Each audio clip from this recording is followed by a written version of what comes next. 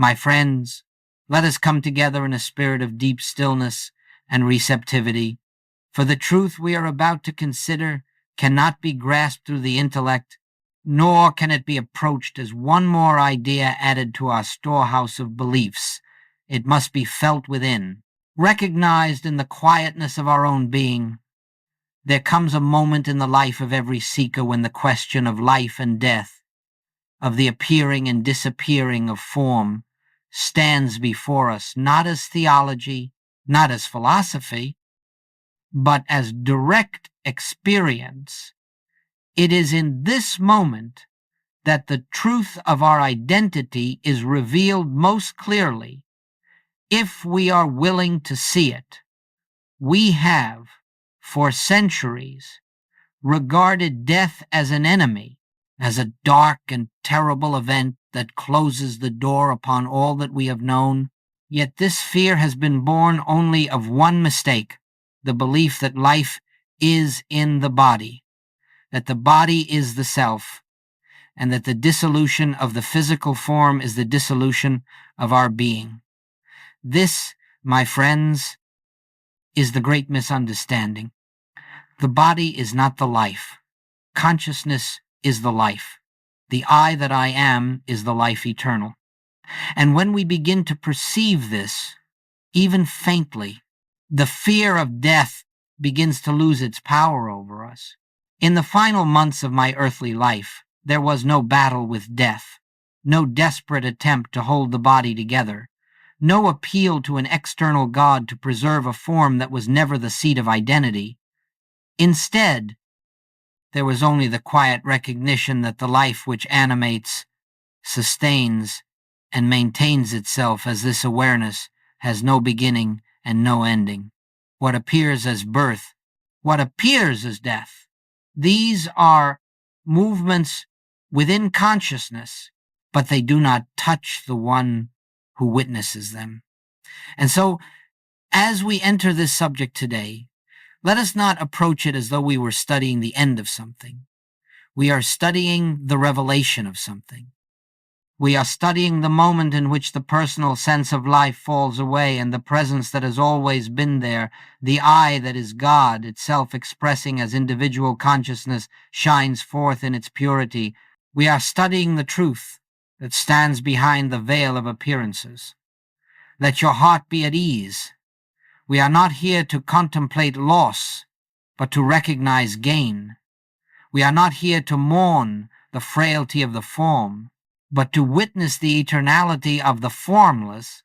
And as we proceed, let us hold this one simple truth before us. No one has ever died. Forms have come and gone. Bodies have appeared and disappeared. But the invisible presence, the I that is God, remains untouched, unchanged, eternally expressing itself as the life you are. When we see this clearly, the great fear dissolves, and it is in this dissolving that true freedom begins. My friends, let us look gently and honestly at this matter of fear. For fear is not conquered by force, nor is it dissolved by effort. Fear is dispelled only by light, by the recognition of what is eternally true, and nowhere is fear more deeply rooted in human consciousness than in the belief that life can be taken from us, that existence can be threatened, and that identity can come to an end. It is very important that we do not condemn ourselves for this fear. Even the most sincere spiritual seeker may find that when the sense world presses upon him with its testimony of pain, decline, or danger, an instinctive tightening arises. This is not a moral failing, nor is it proof that we have been unfaithful to truth. It is simply the residue of centuries of conditioning human belief accepted as reality long before we had awakened to the nature of our true being. The universal fear of death is not personal. It is not your fear or my fear. It is the collective fear of a world that has identified itself with the body, this temporary form. this garment of flesh and has forgotten the invisible life that animates it. When we speak of death, we are really speaking of the belief that life is in matter, dependent upon matter, and vulnerable, because matter is subject to change. Let us understand this clearly. Fear persists only where we still believe we are separate from the source of life. Fear lives only in the conviction that we are self-contained, isolated beings, struggling to preserve our existence. But the very moment we glimpse even faintly that the life we are living is not personal life but God life, not human existence but divine expression, that fear begins to lose its footing. Many spiritual seekers wonder, why, after all my study, all my meditation, all my spiritual practice, does fear still arise when the body is threatened? The answer is simple. The surface mind has accepted the truth, but it has not yet permeated the deeper levels of conditioning. We may intellectually declare, I am eternal, yet still reflexively behave as though the body were our life. These two layers must become one. And so I say to you with tenderness, do not be discouraged when fear appears. Fear appearing is not a sign of spiritual failure. It is an invitation to deeper recognition. It is the opportunity to turn once again to the truth that the life you are is not in the body, nor is it subject to the changes that touch the body. Fear arises only because we have momentarily forgotten who we are, and the moment we remember, truly remember, not as a belief but as a simple recognition, fear dissolves, not because we have pushed it away, but because there is nothing left in us for it to cling to. Every fear is a shadow of forgotten truth, and death is the greatest shadow of all. But when the light of I Am dawns in consciousness, even this shadow cannot remain. Now, let us turn gently to that period in which the physical form known as Joel Goldsmith moved toward its conclusion. I speak of these things not to stir emotion, nor to create a story about a person, but to show you how the principles we study become living demonstration when appearances grow most intense. The outer scene of those final months was simple: a body in decline, symptoms increasing, a strength diminishing, and the natural processes that accompany the closing of physical life making themselves known to the human eye. This is the point at which fear rises most sharply. The world believes that when the body weakens, life weakens. When the body deteriorates, identity deteriorates. When the body comes to its end, the person comes to an end. But this is precisely the moment when the one who has lived in truth knows that none of this touches the reality of being. During those days, there was pain, there was limitation, there was what the world calls terminal illness. But listen carefully, there was no personal sense of suffering, because the one who had spent a lifetime practicing the presence did not identify himself with the sensations of the body. He acknowledged them. Yes, of course. Denial never plays a part in spiritual realization, but he did not take ownership of them. He allowed the body to be the body, the appearance to be the appearance, while resting in that quiet inner knowing, I am the life which is God. I am the presence that neither waxes nor wanes. I am the awareness in which this body appears, moves, and eventually dissolves. There was no attempt to force healing, no attempt to cling to physical continuity. Why? Because he understood the body to be an instrument useful for a time, then released when its function is complete. There is no tragedy in this, any more than there is tragedy in setting aside a garment that has become worn. The garment serves its purpose and is laid aside, but the one who wore it continues unchanged, And so the atmosphere around him in those days was one of quietness, not darkness, not fear, not dread quietness, a deep stillness that arises when the battle with appearances has ended, when consciousness no longer tries to control, improve, or preserve form, but simply beholds. Those who were near him reported no sense of struggle, no frantic searching for remedies, no pleading for intervention. There was only a soft resting in the presence that had guided his entire journey. That resting was not resignation. Let us be clear. Resignation is a gesture of defeat. This was recognition.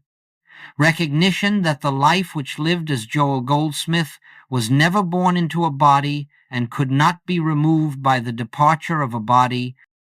Recognition that the I which spoke through him from the beginning was the same I that existed before Abraham was, the same I that is the life of every individual who hears these words now.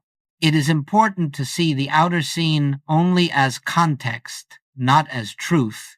The truth was in the stillness, in the non-reaction, in the peaceful abiding.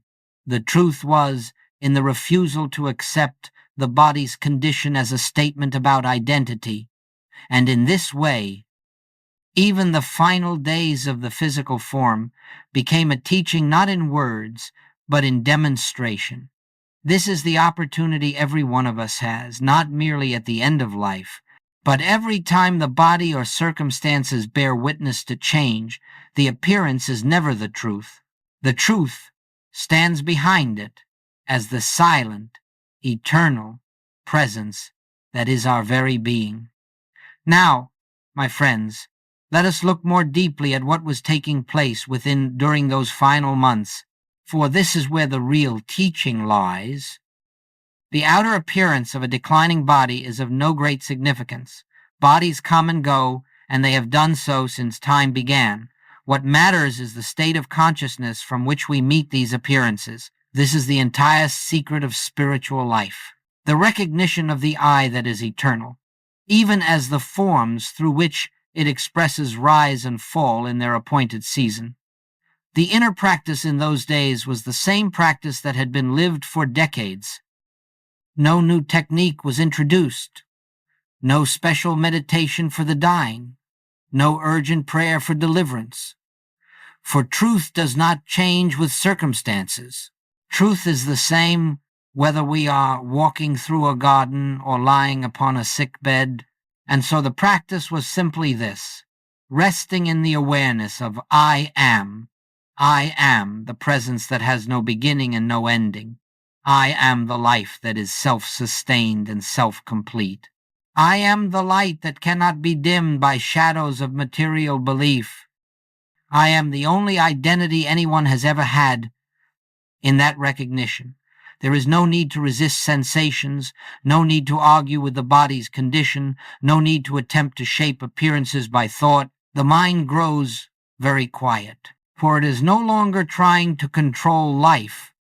It is simply resting in life itself. This resting is not passivity. It is the highest form of activity.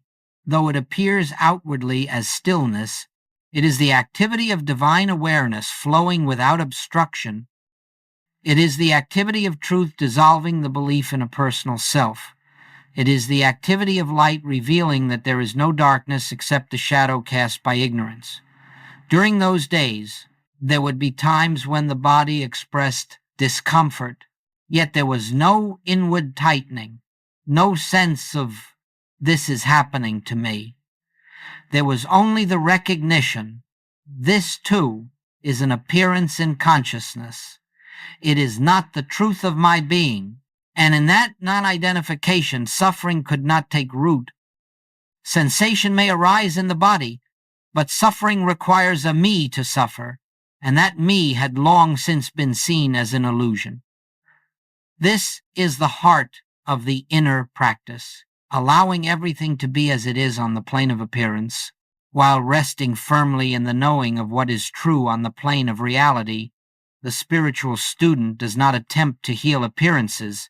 The spiritual student awakens to the truth behind appearances, and the truth is always this: the I that you are does not enter the body at birth, nor does it leave the body at death.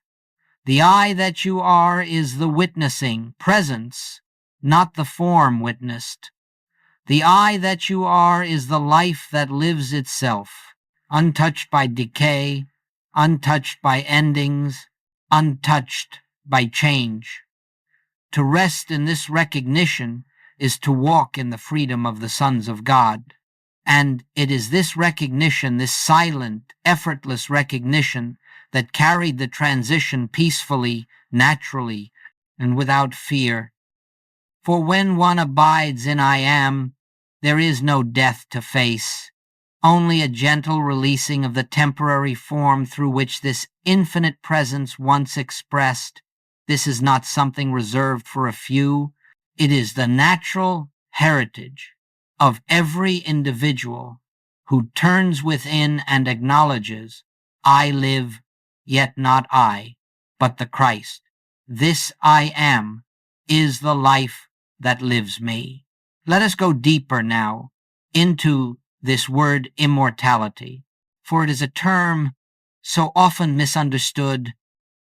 The world hears the word and imagines a personal life extended indefinitely, a human identity preserved eternally, or a body made indestructible by spiritual power. But, my friends, none of this is what immortality means in the life of the spirit. What is immortal is not the personality. What is immortal is not the human sense of self. What is immortal is not the body or the circumstances of our earthly journey. Immortality belongs only to that which was never born and therefore can never die. And so the first great revelation we must come to is this: there is no such thing as personal immortality.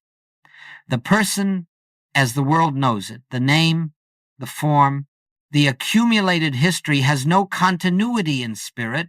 The person appears in time and is dissolved in time, but the life that animates that person, the consciousness that shines through it, the presence that says I, that is eternal, that is the only immortality there is. When I speak of immortality, I speak of that which is alive right now as the awareness, hearing these words. I speak of the one who is conscious of existing, yet whose existence does not depend upon the body, nor upon the world, nor upon any external condition. This I, this pure, unconditioned awareness is the Christ, the Self, the infinite way. It does not begin at conception, nor does it end at death. It stands ever present behind all appearances.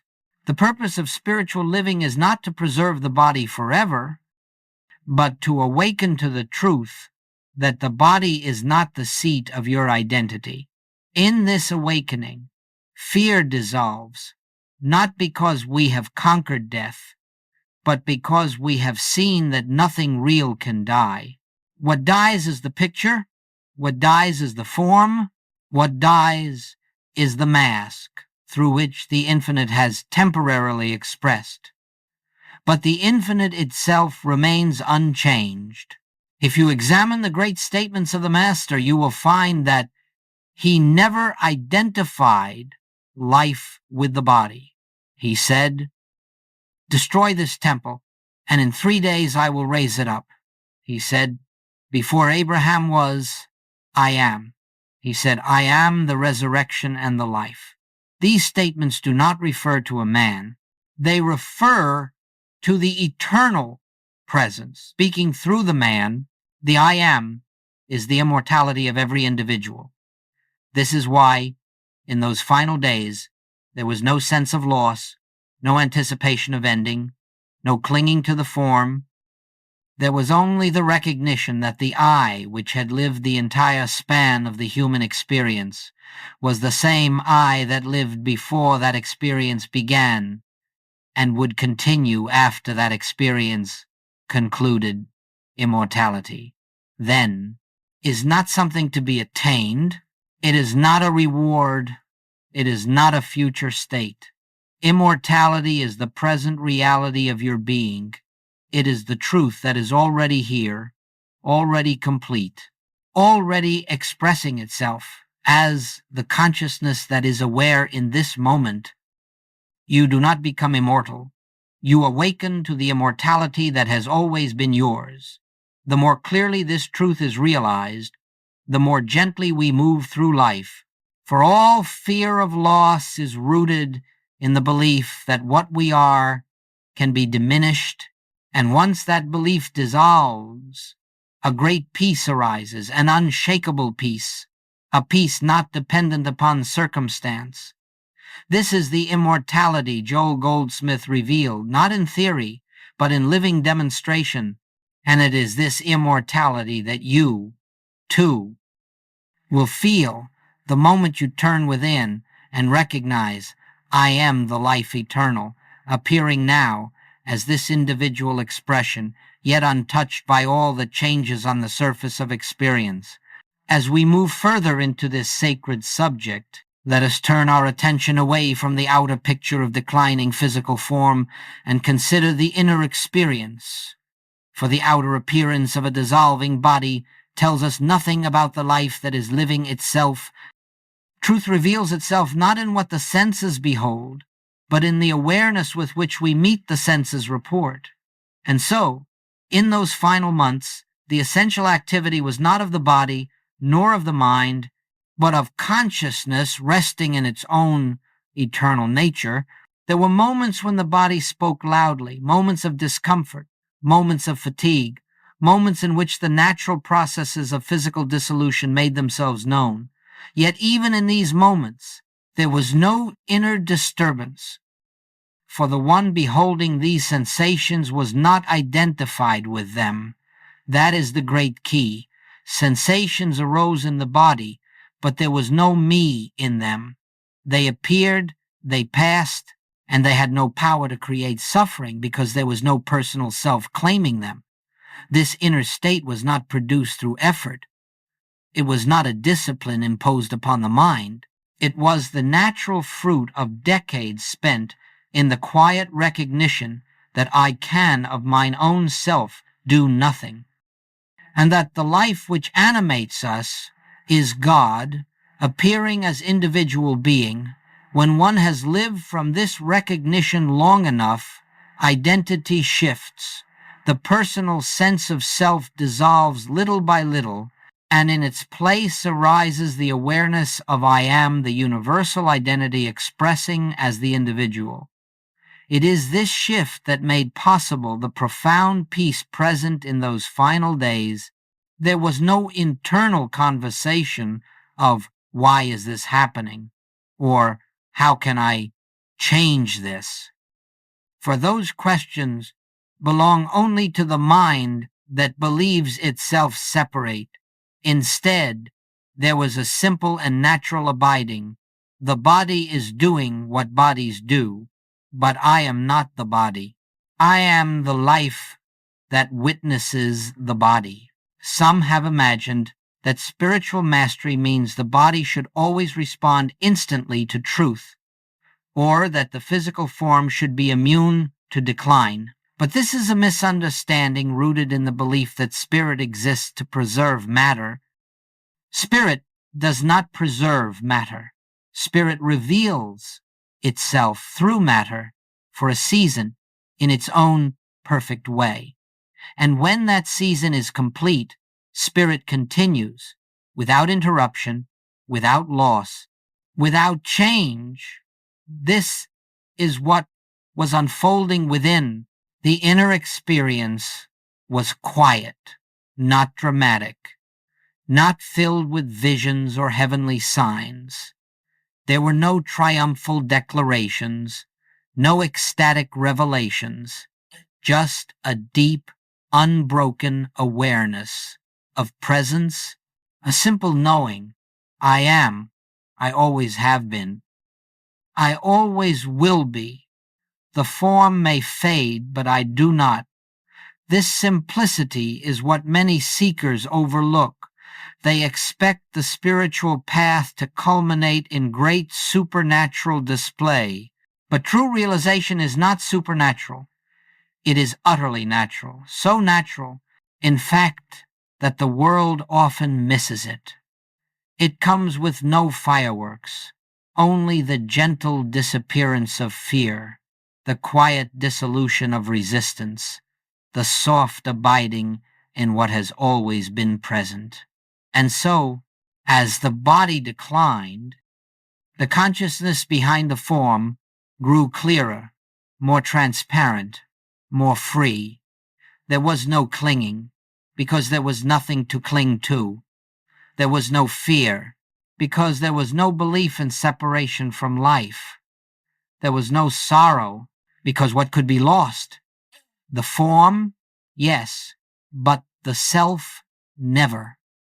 This is what Goldsmith experienced internally, a deep continuity of being, unbroken by the appearance of bodily change.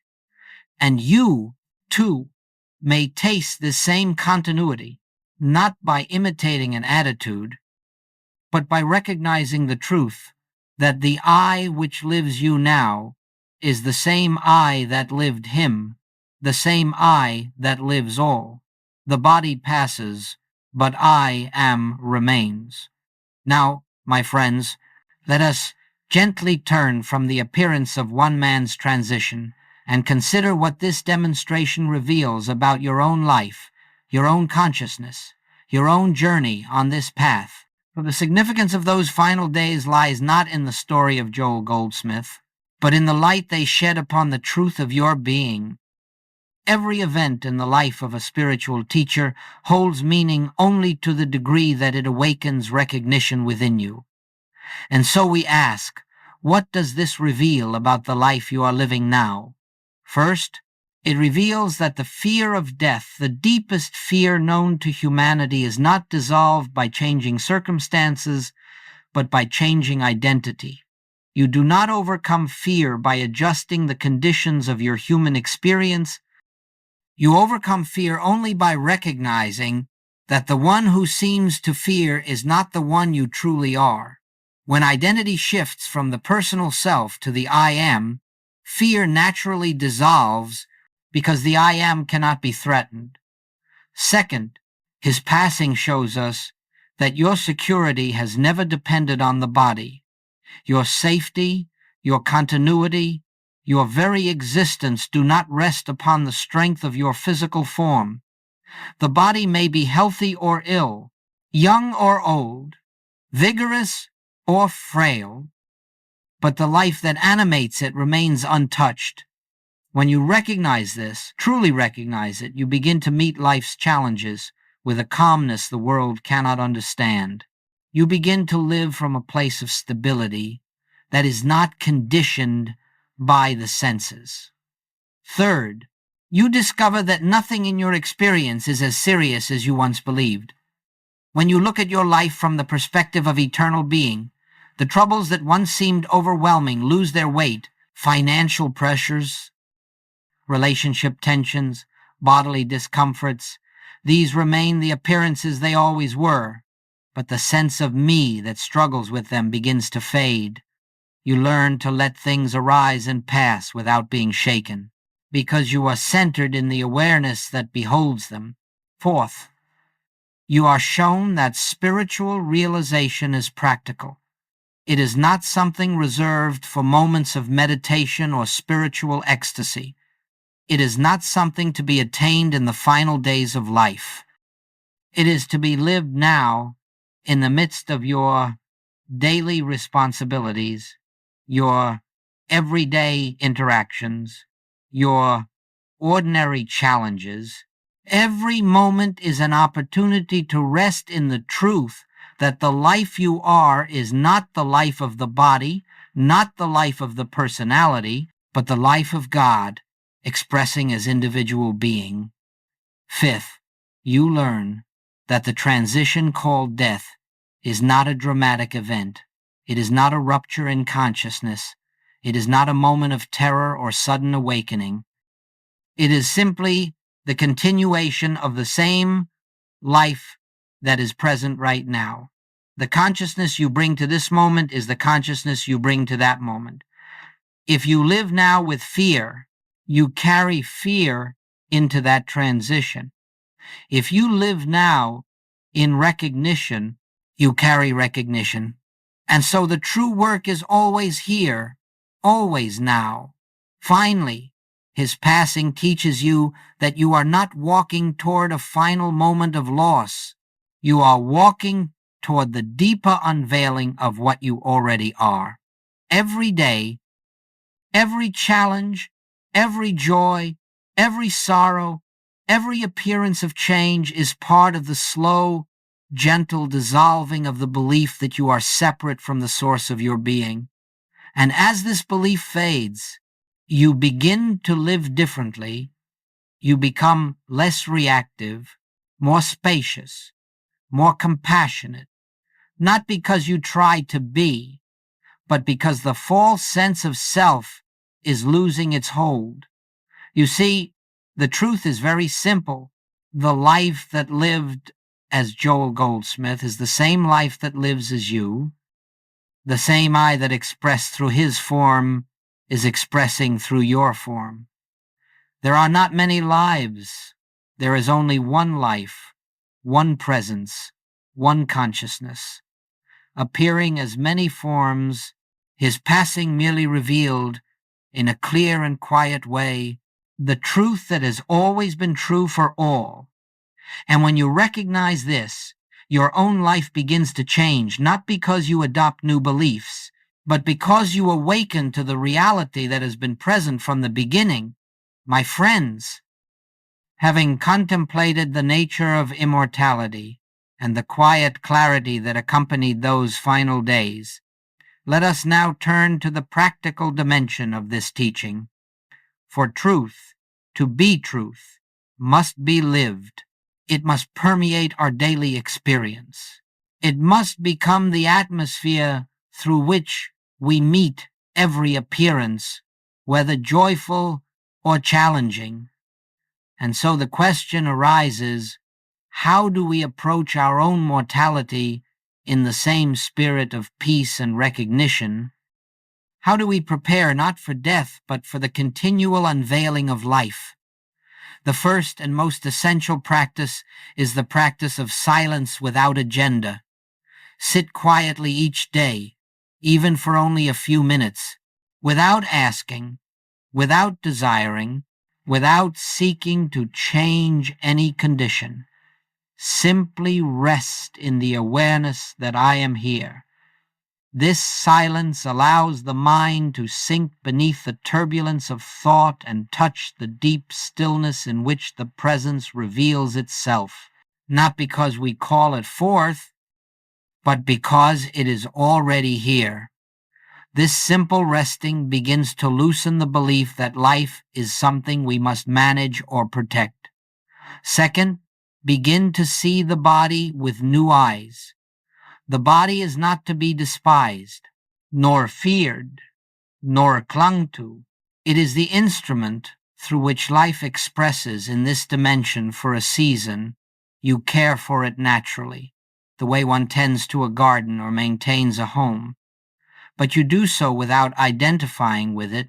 The body may change, but the eye that witnesses the change is unchanging. As you gently, repeatedly see the body as an appearance in consciousness rather than the container of consciousness, you begin to feel an inner freedom that no condition can shake. Third, allow fear thoughts to arise without resisting them. Do not make a battle of the mind. When fear appears, simply acknowledge this, too, is a universal belief appearing in my awareness. Do not claim it as yours. Do not struggle with it. Let it pass as clouds pass through the sky. The sky is not disturbed by the clouds, and consciousness is not disturbed by thoughts unless we identify with them. In this way, fear loses its foothold. Fourth, develop the habit of returning again and again to the simple recognition of I am, not as a phrase, not as an affirmation, but as a lived awareness. In moments of stillness, feel into this presence. In moments of difficulty, remember it. In moments of joy, acknowledge it. The more often you return to this recognition, the more natural it becomes. Eventually it becomes spontaneous, effortless, automatic, and this is the beginning of living from the Christ within. Fifth, release the notion that you must purify the mind, perfect the personality, or perform great spiritual feats. The spiritual life is not a project. It is not a path of self-improvement. It is simply the steady relaxing of the false sense of self until the true emerges. In clarity, you do not build the Christ identity. You uncover it, and you uncover it by doing less, not more. Sixth, contemplate often the truth that whatever can die was never you. This contemplation need not be morbid or heavy. It is liberating. Let the thought arise in simplicity. If this body were to fall away this very moment, would the witnessing presence disappear with it? And immediately you will feel the answer, no, I remain. You experience this every night when the body sleeps. You experience it in deep silence when the sense of me disappears. You experience it in moments of awareness when there is no thinker, only presence. Finally, recognize that the preparation for death is simply the preparation for life. There is no special practice for the final day. There is only the daily recognition of truth until the fear-based identity dissolves. Whether you are young or old, healthy or facing illness, the work is always the same. Return to the I am. Rest in the presence. Let the personal sense diminish. Let the eternal self reveal itself.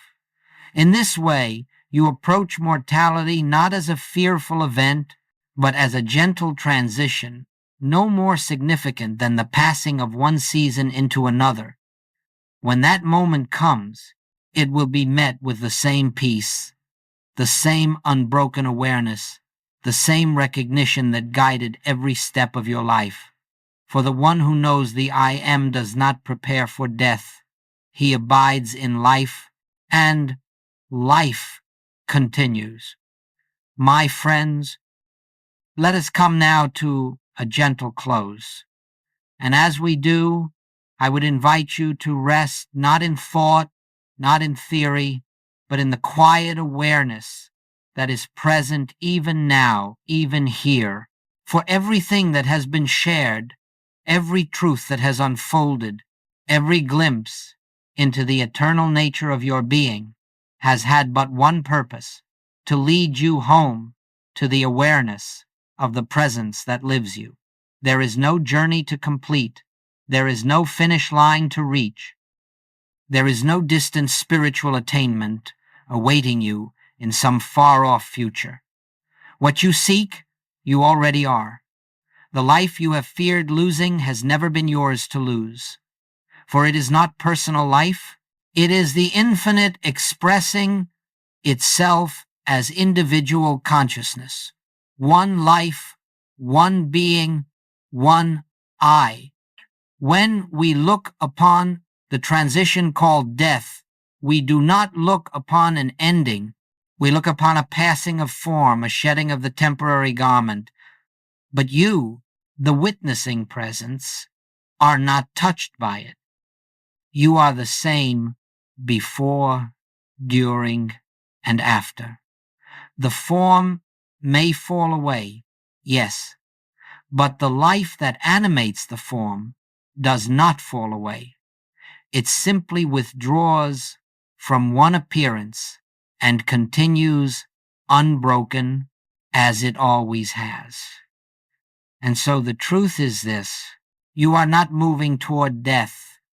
You are moving moment by moment into deeper recognition of life. You are not approaching a point of darkness.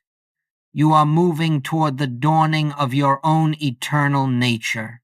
Every fear, every challenge, every moment of stillness, every step on the path, these are not random events.